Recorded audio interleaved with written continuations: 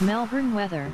Severe weather warning issued as wild winds return to city. Damaging winds are blasting Melbourne, with gusts up to 98 km/h recorded at Melbourne Airport on Thursday morning.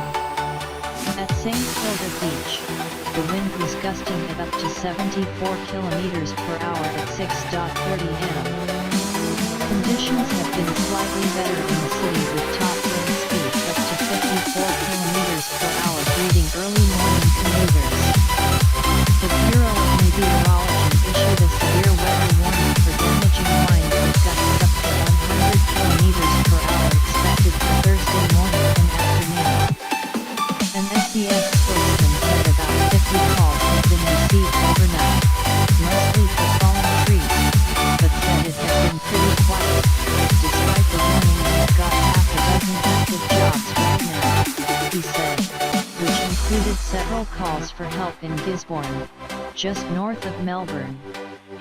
We're certainly keeping an eye on it. Big Roads responded to reports of fallen trees blocking roads in Wallen, Lorne, Ballon, and Gisborne, while strong winds caused the front of a building in Essendon to collapse despite winds nearing 100 km/h at Tullamarine. A spokesman for Melbourne Airport said flights have not been impacted. Locations that may be affected include Melbourne, Kyneton, Ballarat, Geelong, Wonthagga, and Bacchus Marsh. Senior forecaster Scott Williams said conditions were similar to those that brought destructive winds at the end of July, but gusts wouldn't be as strong. There's still potential for damage, but probably not quite on the scale we saw a fortnight back, Mr. Williams said. Planes were grounded and the State Emergency Service responded to more than 1,000 calls when wild winds hit on July 29. Gusts that day topped 117 km/h at Mount Coffin as the wind wreaked havoc across the state. A young boy Don't from try Mobile this East yourself. was hit by It's a shed. extremely dangerous. Hillsville Sanctuary was temporarily closed. All field races were abandoned and a Newport football game was also cancelled after winds bent a goalpost.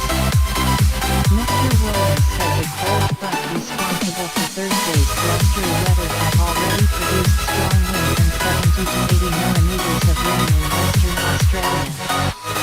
The gale is forecast to hit Victoria around daybreak, but Melbourne winds should not expect any drizzle.